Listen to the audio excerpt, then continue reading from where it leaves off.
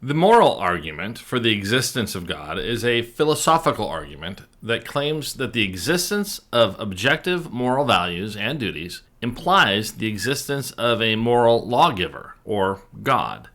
The argument is based on the premise that morality is not simply a subjective human construct or cultural preference, but rather it is a universal, absolute, and objective standard that exists independent of human opinion or cultural variation.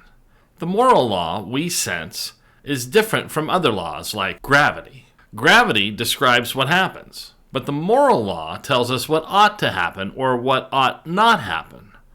No matter where you go in the world, and no matter what time you go there, certain moral laws are common among men and women.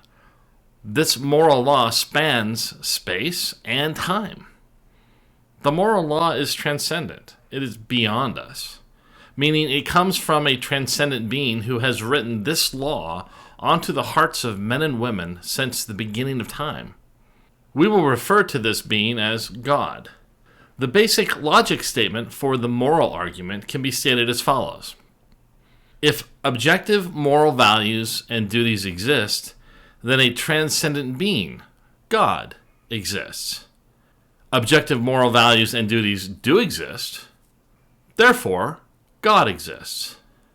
It is this set of objective and universal moral values and duties that keep humans from becoming ghoulish. Many atheists or naturalists believe that premise number 2 is correct. The area of disagreement is with having a transcendent being as the cause for these universal morals and duties. So let's examine premise number 2 first, since there is some common ground here. While there are some differences on the periphery, all major societies throughout the ages, and spanning all the continents, share the same moral code.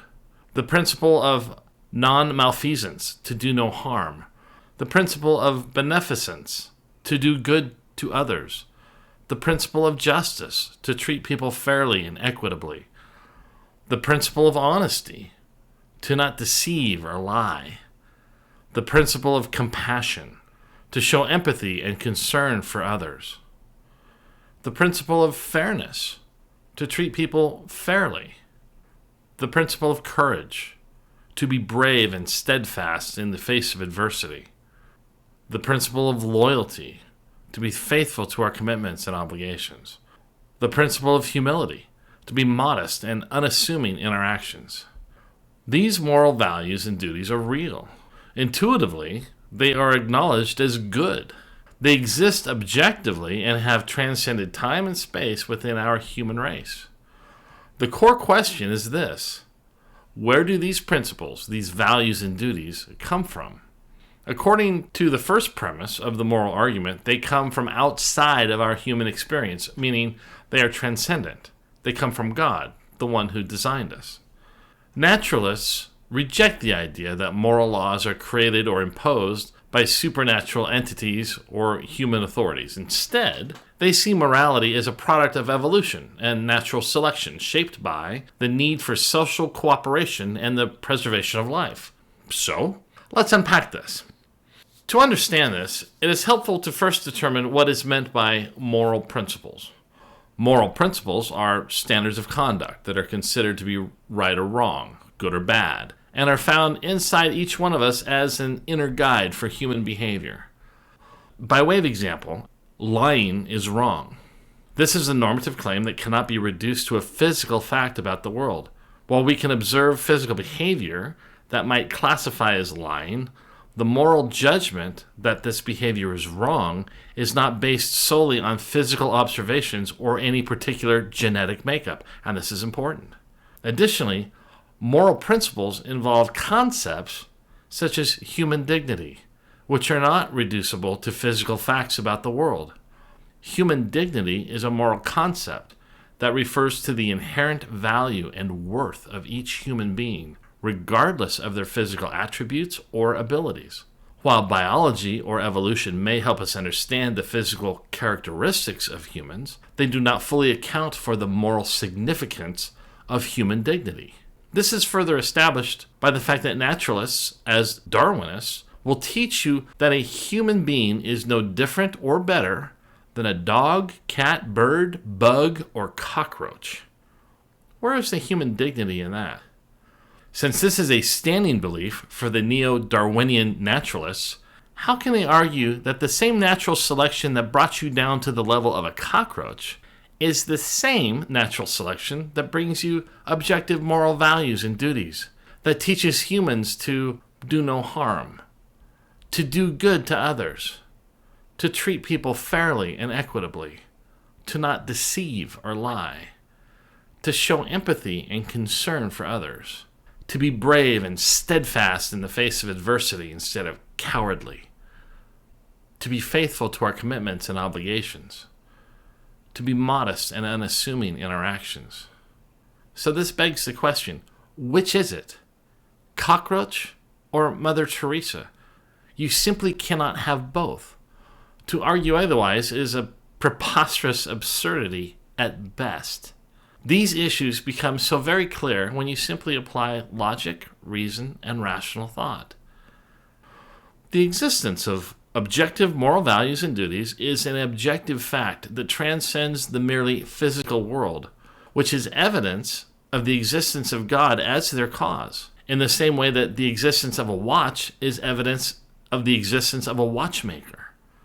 Just as the complexity and order of a watch suggests that it was designed and created by an intelligent being, the existence of objective moral values and duties that transcend time and distance suggests that they were created by a transcendent being who values all these moral precepts, who by his nature manifests all these moral values and duties. God. The next major objection to having a transcendent being in premise number 1 is known as determinism. Most naturalists are also determinists, in the sense that they believe that everything that happens in the natural world is ultimately determined by causal laws and conditions. They see the universe as a vast system of cause and effect, where every event has a cause and is itself a cause of other events. However, coinciding with their belief in the law of causality, naturalists totally reject the idea of free will. They view the concept of free will as an illusion, arguing that all our actions are the result of a complex interplay of biological, chemical, environmental, and social factors that we have little to no control over. These same people contend that our choices and decisions are shaped by our genetic makeup, our upbringing, education, and cultural influences, and that they are ultimately determined by the laws of physics and chemistry that govern the behavior of matter and energy. Essentially, what they're saying is we're wired in a certain way and cannot choose to change that wiring. Wow. In other words, there's no independent human agency. Did you know that was the end game for evolution? Well, that certainly is a problem for all of us free-thinking humans in the world. How is that for logical, reasonable, or rational? Human agency refers to the capacity of human beings to act intentionally, make choices, and exert control over their own lives and the world around them. It is the ability to act as a free and autonomous agent, rather than a being whose life is determined by external factors such as biology, chemistry, physics, genetics, or social norms. Human agency is important. It involves several key elements, including our consciousness, intentionality, and control. Consciousness refers to the awareness of one's surroundings and the ability to perceive and interpret information from the environment. Intentionality refers to the ability to form goals, make plans, and take action towards achieving those goals and plans. Control refers to the ability to direct and regulate one's own behavior and the environment around them, using strategies such as self-regulation, willpower, and decision-making. So let's unpack this. If evolution is a mindless, purposeless, and non-rational mechanism for the propagation and improvement of DNA, then it simply cannot be meant for forming nominal beliefs or moral values and duties. Think about it. Natural selection is a physical process. Morality and belief systems are not. Again, naturalists, Darwinists, believe that free will does not exist. Believe it. To them, we are creatures of molecules and dust. We do not have free will, and that all of our decisions and beliefs are due to a predetermined, non-rational, random, physical process of natural selection. So here you are, of your own free will, watching this video. Ask yourself, how does that make any kind of sense? This leads to a life without human agency or any real personal responsibility. Truly, this is what is being taught in our universities today. This is the end game of natural selection. Does this seem logical, reasonable, or rational to you? The best way out of personal responsibility is to cry to the world, I didn't have free will, therefore it's not my fault. Maybe that works in a university setting. I don't know. It's been a long time since I graduated from college. But good luck using that line with your boss if you have a job, or your customers if you run a business. How about your banker, or a police detective, a judge, or a tax collector? It's objectively nonsensical to even suggest determinism as a counter-argument to a moral lawgiver, and hard to believe that serious-minded people think there's no free will. But they do, and to a large extent in your local university teaching impressionable young minds. Which begs the question, who actually lives in such an odd bubble that thinks there is no free will? A quick look will show you that these are the same philosophy professor types who try to explain why the chair you're sitting in isn't really there. Why would you believe your lying eyes and your seated butt when the guy who never held a job outside of a college campus tells you otherwise? See, esoteric philosophy is interesting. It truly is, just as esoteric mathematical concepts of infinite numbers is equally interesting. But these things have very limited use in the actual world the rest of us live in outside of a university bubble. If free will does not exist, well, how can reason truly exist? Can you reason or make choices if you don't have free will? How do you make the big decisions in your life? I'm not talking about how long you brush your teeth in the morning. I'm talking about the big ones. Education, career, relationships, having kids, moving to a new state, taking on a new opportunity or challenge, believing in a transcendent God, doing what is morally right versus doing what is morally wrong. You see, free will allows you to choose from various options based on your analysis of which is the best option before you. Let that sink in. Free will allows you to choose from various options based on your analysis of which is the best option before you. And what if your analysis included incorporating the advice of a variety of your friends and relatives, people with different DNA-driven propensities? Is free will not a part of that process? You see, no matter what a professor tells you, I promise you, you have not been predisposed to turn left at every stop sign. You're not predisposed to be a mindless meat sack living a robotic life without purpose or meaning. Sometimes life might feel that way, but if you're in a rut, it's a rut of your own choosing. It's simply a loser's limp to blame the universe for your lot in life. Again, free will allows you to choose from various options based on your analysis of which is the best option before you. The fundamental human experience requires free will. Without free will, you would not be able to make the choices that you do. It's not an illusion. These are choices that have consequences. For that matter, why are you watching this video? Are you searching for some kind of answer? Answer to what? Obviously, you're exercising your free will, right? Any parent can explain the silly concept of determinism by describing a day in the life of a 2-year-old. You don't even have to be a parent to intuitively understand this. It's intuitively obvious, even to the most casual observer. Free will is literally all around us, except apparently in college.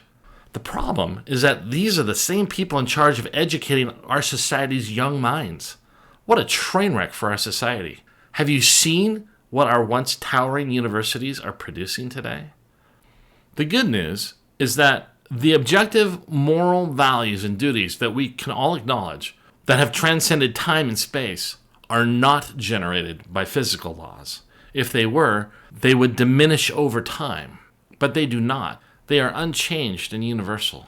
This is the saving grace of having a transcendent source for the moral law, a moral lawgiver, God.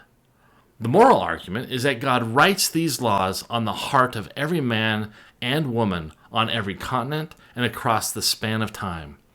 These are standards of morality that transcend culture or tradition.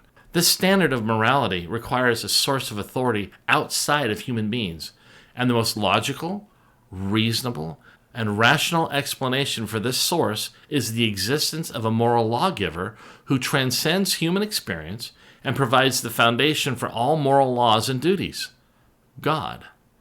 The basic logic statement for the moral argument, again, can be stated as follows. If objective moral values and duties exist, then God exists. Objective moral values and duties do exist, therefore, God exists. If God exists, then he provides a transcendent and non-naturalistic foundation for objective moral values and duties.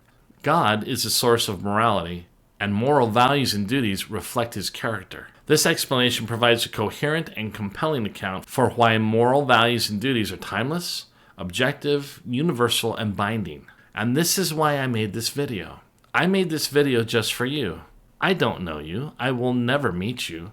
But I want you to know that you have more worth than a cockroach. You are loved. You have free will. You can choose to acknowledge God or reject God. That's your choice. That's between you and God, and that's what free will is all about. And I wanted to show you through logic, reason, and rational thought that a God exists, and to know that he loves you, because you are a treasure. The moral argument for the existence of God has brought many people over the span of centuries to believe in a transcendent moral lawgiver, God.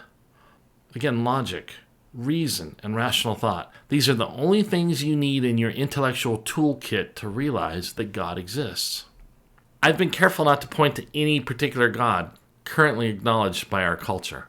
No particular Hindu God, Muslim God, Christian God, Jewish God, or any other God. The first step in this incredibly important journey is to simply determine if there exists a logical, rational, and reasonable basis to believe in the existence of God. It will require more work and videos to sort through these different gods. If you've not watched all of the previous videos, please, I encourage you to do so by following the links I will leave below in the description of this video.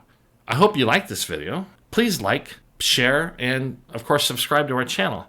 Also, there's a link in the description below to our blog. I'll have a specific link to the article that relates to this video, where we can go into deeper discussion. If you want to leave comments or ask questions, you can do so, but that takes place in our blog. If you've watched the previous videos, I invite you to the next in our series, the video titled, Now What?, by clicking the video thumbnail on the top right, where we will explore the next step of this journey. If you have not watched the previous videos, start with the short introduction video by clicking the video on the bottom right of your screen.